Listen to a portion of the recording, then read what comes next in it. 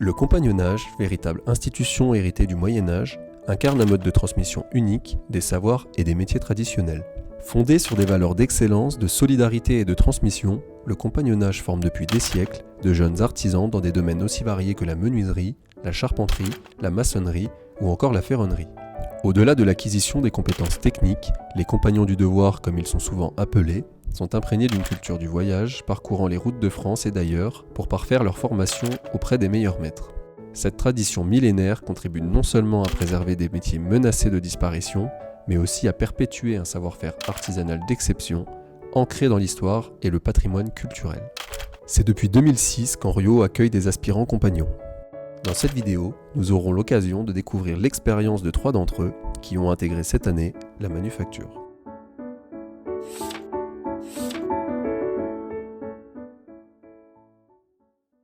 Bonjour, je m'appelle Joss, j'ai 20 ans, je viens de la ville d'Angers et je suis aspirant ébéniste chez les Compagnons du Devoir. Moi je m'appelle Cassandre, j'ai 23 ans, je suis aspirante tapissier chez Compagnons du Devoir et je viens de Nouvelle-Calédonie.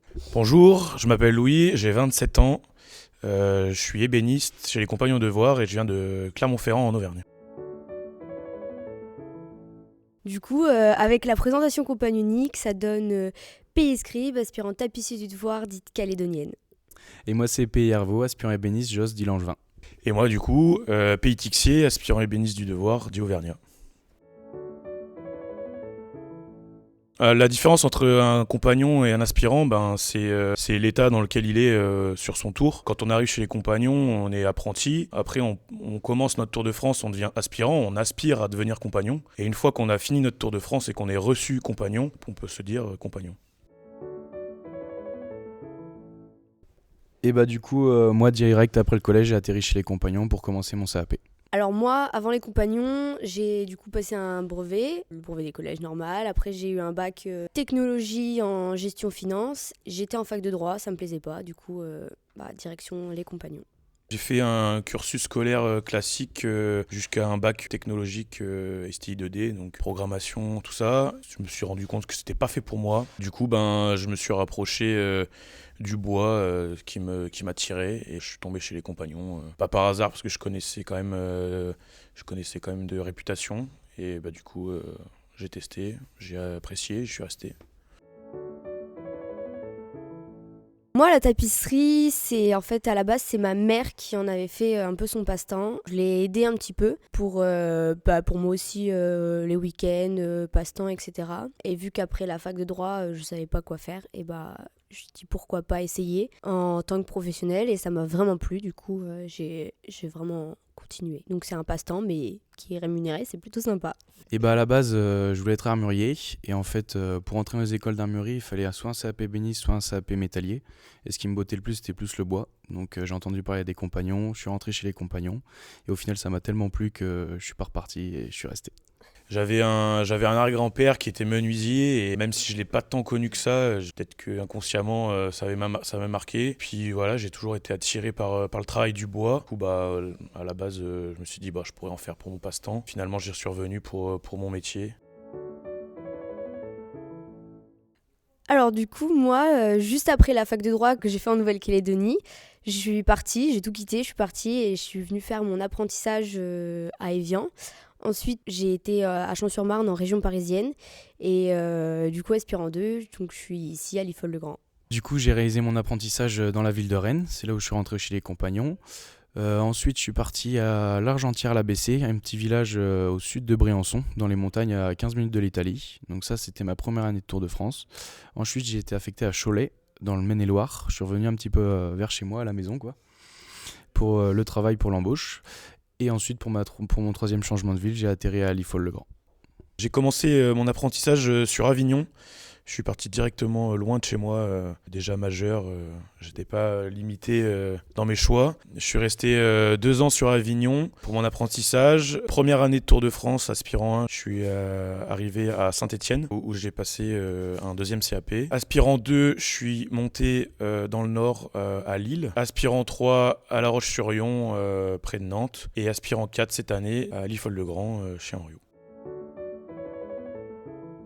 Le système d'affectation des itinérants aspirants chez les compagnons est fait par une personne de chaque métier qui reçoit des vœux qu'on fait chaque année. On demande j'aimerais bien aller dans telle région, dans telle ville, avec une motivation, soit d'embauche particulière, de la région en elle-même qui nous attire. Moi pour ma part, j'avais entendu parler d'Henriot et j'avais demandé particulièrement à venir ici. Du coup, vu que je suis sur la fin de mon tour, on est plus facilement mis dans ce qu'on demande. Nos vœux permettent quand même de faire un tri dans nos envies et qu'on soit actif de notre Tour de France. On demande un choix en premier qui nous plaît le plus, un suivant. Des fois, on a un de nos choix. Puis des fois, pour des raisons d'effectifs, on doit aller ailleurs. Ce qui me marque le plus chez Henriot et compagnie, c'est la passion des salariés, leur façon de faire et leur façon de transmettre. Moi, je suis d'accord avec Joss, du coup, mais ce que je pourrais rajouter, c'est qu'il y a quand même beaucoup de projets et de chantiers d'exception qu'on ne pourrait pas avoir l'occasion de faire dans d'autres entreprises, donc je suis assez contente. On sent que Henriot a du vécu et a de l'ancienneté, on sent qu'elle est présente depuis de nombreuses années. On ressent dans l'ambiance et dans le cadre de l'atelier que le savoir-faire est là et je trouve ça super intéressant à vivre. Pour moi, du coup, être compagnon, c'est l'esprit de communauté, la transmission, les valeurs, les copains, bien sûr, qui sont là et il en manque beaucoup. Mais c'est d'excellentes années, les meilleures années de nos vies, même, je pense. Pour moi, le compagnonnage, c'est plus qu'une formation. C'est vraiment une façon de vivre. Aujourd'hui, maintenant, ça fait plus de 6 ans que je suis chez les compagnons. C'est apprendre son métier, devenir capable en son métier, mais aussi, c'est que tout l'aspect humain qui est très important derrière. Créer des hommes de métier, mais on crée aussi des citoyens du monde. Non, c'est des hommes avec un grand H. S'il te plaît, merci. Les compagnons, ouais, c'est ça. C'est surtout la communauté, s'épanouir dans et par son métier. Dans un esprit d'ouverture et de partage. Et c'est l'éclate, quoi. Pourquoi les compagnons plutôt qu'un autre centre de formation ? Parce qu'en fait, chez les compagnons, on est à 80% dans l'entreprise. On a vraiment beaucoup plus de moments passés dans les entreprises que dans un centre de formation. Ça nous permet d'apprendre sur le tas, parce que c'est en entreprise qu'on apprend. Donc il y a ce fait-là d'être beaucoup plus en entreprise. Et à côté de ça, nos temps de formation sont plus courts. Et du coup, ces heures-là, on les effectue le soir. On a des cours. C'est super enrichissant parce que toute la maison des compagnons va en cours le soir en même temps, donc c'est motivant. Il y a un côté qui nous pousse à travailler plus facilement. Et ce qui est intéressant aussi, c'est que autour de toi, tu as des plus jeunes, des plus âgés, et tu as une question à poser, tu te retournes et tu as la réponse qui est apportée, quoi. T'es pas tout seul, là t'es en cours, et on est 4, 5, une dizaine à être dans la même situation et à travailler ensemble, donc c'est super intéressant. Il faut être fidèle et franc envers soi-même. Il faut être patient et il faut aimer vivre en communauté. En plus de tout ça, et le voyage qui est très important, pas avoir peur de partir de chez soi, c'est pas facile, mais c'est indispensable pour faire partie des compagnons. En tant qu'ébéniste, pour moi, je pense que les qualités indispensables, c'est la patience et la minutie. Pour compléter ce qu'a dit Louis, je pense que pour être ébéniste aussi, il faut rajouter de la persévérance et de la créativité. En tapisserie, c'est différent mais pareil en même temps, c'est-à-dire qu'il faut aussi beaucoup de minutie, surtout sur certaines finitions. Il faut un peu avoir le compas dans l'œil pour tout ce qui est droit fil, etc. Pour moi, le plus dur quand on est chez les compagnons, c'est l'éloignement de la famille. Pour ma part, toute ma famille est en Nouvelle-Calédonie, donc je les vois jamais. Aussi, tout ce qui est le temps de travail, parce que c'est quand même un rythme qui est assez soutenu. Souvent, on dit que pas tout le monde pourrait faire ça. Il y en a beaucoup qui le font parce qu'on est beaucoup sur le tour, mais c'est quand même quelque chose d'assez soutenu.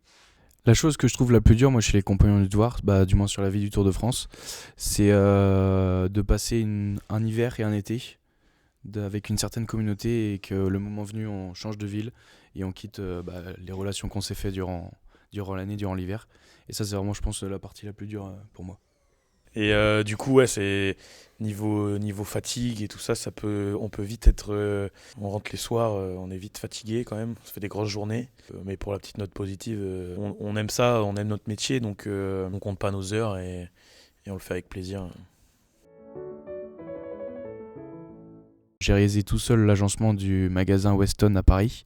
C'était l'équivalent de 3 mètres cubes de chaîne et de 50 mètres carrés de contreplaqué, donc beaucoup de masse de bois, beaucoup de poids, et je suis content d'avoir réalisé ce chantier. Moi, c'est pas un chantier que j'ai réalisé en entreprise, c'est plus mes projets de cours qu'on appelle une progression. J'étais assez fière de cette progression. En fait, c'est un ottoman yin-yang que j'ai réalisé avec une amie. Donc, on était deux tapissiers dessus et c'était un ottoman tout en traditionnel. Donc, c'était une forme assez contemporaine, assez compliqué quand même à faire en traditionnel. Et j'ai eu beaucoup de félicitations des anciens qui nous ont dit que c'était presque des travaux de récep, donc c'était assez agréable à entendre. Il y en aura peut-être un quand j'étais en apprentissage. C'était les premiers chantiers sur lesquels tu travailles, peut-être qui marquent plus que d'autres. C'est dans une entreprise où on faisait des boiseries et on a fait une pièce entière, une bibliothèque, tout en noyer américain avec moulure dorée. Puis de savoir que ça part à l'autre bout du monde, à New York, tout ça, c'est des choses qui marquent. C'est des chantiers que j'y repense. Je me dis putain, je suis fier d'avoir pu travailler là-dessus. La transmission chez les compagnons, elle se fait par stade, par hiérarchie. On est toujours avec des jeunes et des plus vieux. Et puis on peut même apprendre des plus jeunes ou des moins expérimentés. L'entraide et le partage d'informations et le fait qu'on soit en communauté qui nous permet de partager et de transmettre les connaissances. Et après, à côté de ça, le compagnonnage, il ne s'arrête pas à la fin du Tour de France. On a des anciens qui ont fait leur tour il y a plus de 50 ans et qui sont encore ici, ils sont encore avec nous et qui prennent du temps pour venir nous faire un petit stage d'un week-end sur un point particulier du métier pour pas que la compétence disparaisse. Et c'est aussi pour ça qu'on est chez les compagnons, c'est pour être à leur place plus tard. Pour à notre tour pouvoir retransmettre nos connaissances. Et c'est un cercle vertueux. Et personnellement, étant donné que je suis rentré chez les compagnons après le collège, donc je suis rentré chez les compagnons, j'avais 15 ans, donc un jeune qui sort du collège, c'est pas forcément très très mature. Donc aujourd'hui j'ai 20 ans, ça fait 5 ans que je suis les compagnons, et c'est ça, je pense, la chose qui m'a le plus marqué, c'est l'évolution mentale, la maturité, parce que maintenant je suis à l'aise à vivre avec des gens qui ont très bien de 15 jusqu'à 29 ans. On a une certaine ouverture d'esprit qui permet un bien vivre ensemble. Moi, l'entrée chez les compagnons, ça m'a permis de grandir parce que c'est pas parce que je suis un petit peu plus vieille que Joss que j'étais forcément mature. Donc ça m'a permis de prendre en maturité. Aussi beaucoup en indépendance parce que j'étais absolument pas indépendante sur ma toute petite île. Ça m'a un peu ouvert aux autres. J'étais très timide et j'aimais pas aller vers les autres. Le fait de du coup changer de ville, ça m'a permis de m'obliger moi-même à aller vers les autres. Ce qui m'a changé, je dirais, la confiance que je peux avoir en moi. Premières années, quand t'arrives, t'as beau connaître des choses, t'oses pas du tout, et en fait au fur et à mesure on te pousse à te dire mais si, regarde, tu sais faire, fais-le, et trompe-toi, c'est comme ça que t'apprends. Nous, on l'appelle le travail de réception. C'est un travail qui est effectué par les aspirants en fin de tour. Moi, j'en suis à ce stade-là cette année. Donc, c'est un travail qui permet de finaliser ton tour, montrer tu connais ton métier. C'est un passage qui est très important pour les compagnons parce que c'est un aboutissement, on va dire. Des années d'efforts que tu as fait avant. Moi j'ai une petite anecdote toute bête mais assez mignonne, c'est que il y a pas très longtemps je suis allée direction Angoulême pour adopter mon petit cousin qui lui aussi était chez les compagnons et il vient à peine de rentrer sur le Tour de France. Je suis arrivée dans cette maison, je connaissais personne, donc c'est à plus de 7 heures de route d'ici, et en fait j'ai été accueillie comme si tout le monde me connaissait depuis 15 ans et j'ai trouvé ça juste incroyable, très cool quoi, très fraternel, c'était un très beau moment et ça m'a permis de passer un petit moment aussi avec ma famille, donc c'était agréable. Personnellement, mon anecdote, c'est il y a 1 an. Il y a une fête compagnonique qu'on appelle un congrès qui s'est réalisée à Vannes. J'ai rencontré quelqu'un qui s'appelle Vendéen, donc un menuisier. Et c'est devenu un super ami durant ce week-end. Et par heureux hasard, il était là cet hiver. Du coup, on a passé un hiver de folie tous ensemble. Et ça m'a trop fait plaisir de vivre ça avec lui. Peut-être pas forcément d'anecdotes précises sur mon tour qui m'a marqué, mais c'est vrai que je me suis tout de suite senti bien chez les compagnons. Ça vient peut-être du fait que j'ai été scout avant et que les valeurs transmises par les scouts et par les compagnons sont relativement proches. Tout ce qui est communauté, l'entraide, c'est des choses qu'on retrouve dans les deux associations. Ça fait que quand je suis arrivé chez les compagnons, j'ai retrouvé mes marques super facilement et du coup ça a déroulé top. On va se faire une petite battle des questions sur le compagnonnage, du coup. Est-ce que vous êtes chaud? Oui. Quand a été créée l'association ouvrière des Compagnons du Devoir et du Tour de France? En 1941. Oh, le faillot. Qui a créé les Compagnons du Devoir? Bah ouais, mais ouais, il y a que lui. Jean-Bernard? Oui. À partir de quel âge peut-on intégrer les compagnons? 15 ans. Yes! C'est quoi le slogan des compagnons? Ni ça servir, ni se servir, mais servir.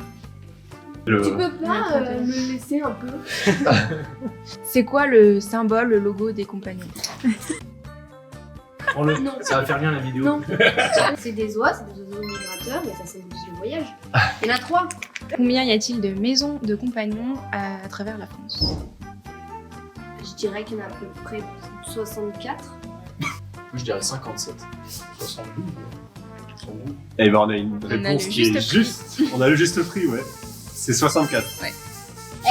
Mais oui, c'est parce que pour les répétitions l'année dernière de JPO, on m'a dit il faut dire il y a 64 maisons. Bah voilà, tu le savais en fait. Bah oui, je le Pourquoi t'as savais. hésité, tout à fait. Une maison de compagnon, c'est notre lieu de vie, c'est là où on dort, c'est là où on fait notre cours, où on mange. C'est une maison. Il y a combien là? 2 partout. 2 Non, pour non, tout il le y a monde. pas deux. Ah si, il y a deux. Si, il y a. Ouais, regarde. Et 64. Il y a le mauvais joueur du groupe. Ouais, mauvais perdant, surtout. C'est quoi les autres vertus? Allez, hop. Fidélité, honnêteté, fraternité, courage, générosité, discipline, patience. Alors, en 2019, quel a été le 31e métier à intégrer les Compagnons du Devoir? Les charcutiers. Faux. Tu reposes. Ouais, c'est les fromagers. Bien vu. Ça fait 4-2-2, c'est ça, non? Ouais. Quel est l'ancien symbole traditionnellement associé aux compagnons? L'écart et le compas. Réponse. Il y a combien là? Bah 5-2-2. 5-2-2. La dernière réponse elle vaut 5 points. La dernière. Non. Allez, la dernière. Alors, quel a été le métier de Lucie Branco, première femme à avoir été reçue? Elle était tailleur de pierre. Oui. Alors, en quelle année elle a été reçue? Ouais. 2011.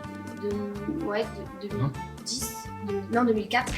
2004, c'est la première mère qui a été reçue. Non, 2004, c'est l'entrée des femmes. Voilà. 2014. Non. 2000 combien? 2012. 2011, 2012. 2015. 16. Non. 2008. C'est pas ça. Non. Allez, passe à Louis. Non. 2007. Oui. C'est qui gagne du coup? Bah. Ah, du coup c'est Joss. Ouais. Non, Louis. Mais non, Ah, c'est Louis. Ça compte pas la question Ah oui. 5 points. Ah oui, c'est la Ah non, question à 5 Vous êtes sérieux? C'est la question à 5 Là, je l'ai mauvaise par contre. Je ne refais plus ça. Du coup, pour revenir sur la question précédente, les femmes sont entrées en 2004 chez les compagnons. Ça fait beaucoup polémique parce qu'il y a énormément de compagnons qui n'étaient pas pour, enfin, les garçons en tout cas. C'est très important, je trouve ça très important que les femmes aussi soient chez les compagnons pour montrer que c'est pas que des métiers d'hommes et que tout le monde peut faire ce genre de métier.